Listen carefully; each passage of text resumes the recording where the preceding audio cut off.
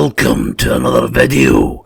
And it is a subject I've often toyed about in the video game sphere of my channel, the Borderlands DLC. Do I want to review it or do I not want to review it? That was a question I was posing myself for months and months, maybe even about a year actually. Fucking a year!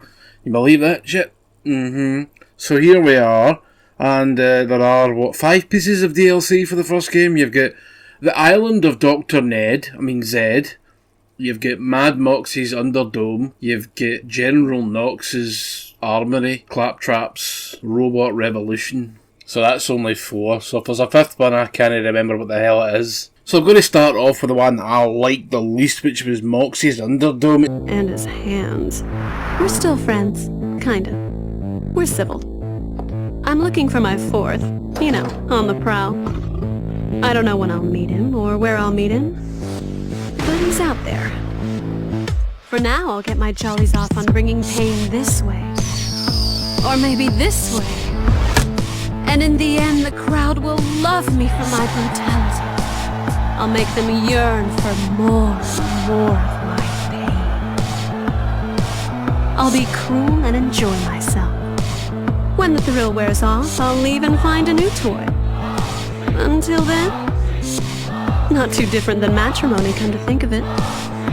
Maybe the Colosseum is my 4th husband, in a way.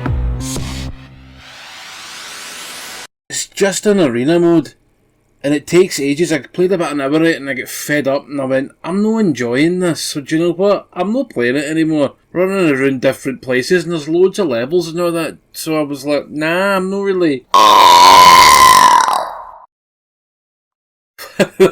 Excuse me there. Anyway, I was bored of Mad Moxxi's Underjobby, so I patched it. Right, let's talk about the island of Dr. Zed, which is basically zombie mode time. It's popular back then, as it is actually fairly popular now. We had a zombie DLC, and it's very green, quite short, the lands are small, can be quite annoying. You get your arse kicked if you're no prepared or under-leveled, which I did quite a few times, and then I had to come back. And then you're talking to Dr. Zed instead of Dr. Ned. Amazing, isn't it? It's amazing. It's boring as fuck. I thought it was okay. Actually, it was boring, but it had its moments. You fight werewolves as well, and they're quite interesting. You don't get an awful lot of new enemy types. You get the undead, you get the werewolves, and you get bats. Bats are a pain in the arse though, because they'll just float about your head and run about you, and fucking they won't back off. So please hit them before they see you, otherwise you're going to be in for a world of jobby. And that's really all I have to say. It's very green soup, very pea soup, very kind of dark and dreary, and I normally like that sort of thing, but I don't think it was all that interesting. It was an okay DLC. Right. Now we have General Knoxx's Armory, which is quite a big area, mostly road, and you'll get a couple of new vehicles here as well. You'll get like a tank that'll fire little balls of light. Don't get caught out because they can really fuck your day up. You'll get something, I can't remember the name of it now, like the Bruiser or the Buster or the Home Wrecker or the fucking Arse Flare or something like that. It's a big fucking truck thing. It's quite slow, and there are some jumps in the game you just cannot make with it. So you need to get the wee racer car, which is again a different variant for the one you've already seen before up until this point. And if you're going to do side quests, for the love of God, get as many as you can. Do them while you're out there, then come back, because otherwise you're going to be, back and forward. And they're quite long areas with respawning enemy types and variants. Like the drones, who are not very interesting to fight against, but they're a piece of piss, let's be honest. There's no any fucking threat.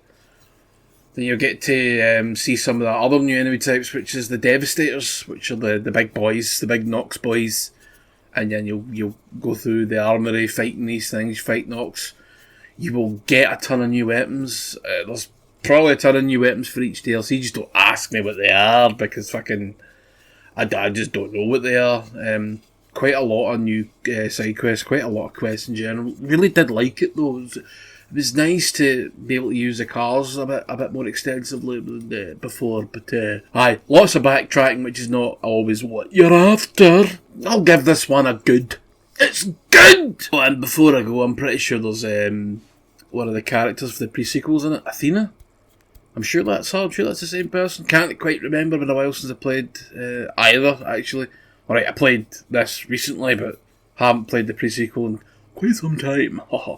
So I'm pretty sure it's the same character, but don't quote me on that or anything. Right, let's rabbity-rabbity-roo on to the next one, shall we? And it is Claptrap's Revolution, because I think they just wanted you to be able to shoot these wee bastards. I've always wanted to shoot Claptrap because he's an arsehole, so let's have an army of them.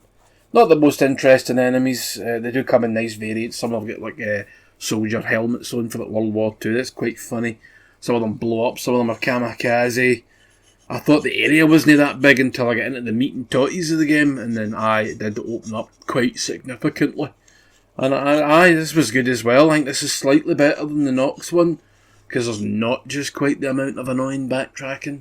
Or it just doesn't seem as annoying because there's not oodles of highway or motorway to drive upon. You'll also see some familiar boss faces in this.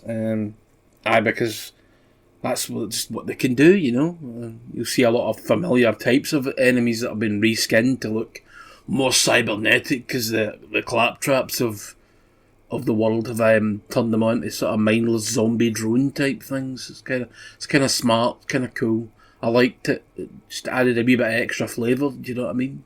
Again, new weapons, probably about 3 million, but the game's sort of known for that, so it's like pinpointing which ones are new and which ones aren't. That's impossible. I think that's just a fucking impossibility for all the DLCs, right? So you're just going to have to let that go. I mean, obviously all these DLCs really are designed to be played after you finish the main campaign.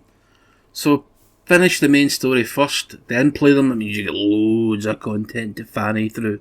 Fucking loads. And it's mostly good. The boring ones, you can skip them. Or you can just batter through them as quickly as you like to get to the good ones. Good ones being Armory of General Knoxx. And the Claptrap one. Those are the good ones, the other two. Take them or leave them, to be quite honest with you. Well, I left one of them because I was bored shitless. So I can't be arsed with this. Running around in circles, shooting the same enemies over and over and over and over again. It's bollocks. But, if you can get the Game of the Year edition, you'll get it on in one big succulent package, you know what I mean? And it's quite worth it because it's not all that expensive. I think they're actually selling a pack with all the Borderlands games, like, 1, 2, 3, all the DLC, and that pre-sequel with all the DLC, which I think there's only 2 of. And we'll go through them. I don't know how long it'll take me to go through each one. I have started the second one, but I seem to be very under-leveled, and I'm getting my bum spanked, so I'm not very keen in rushing through that, so it might be a while before there's another video like this out. Okay, I hope you've enjoyed yourselves. If you didn't, well, that sucks, and good night. Halt! Put down your weapons. Hyperion Corporation does not wish to harm them.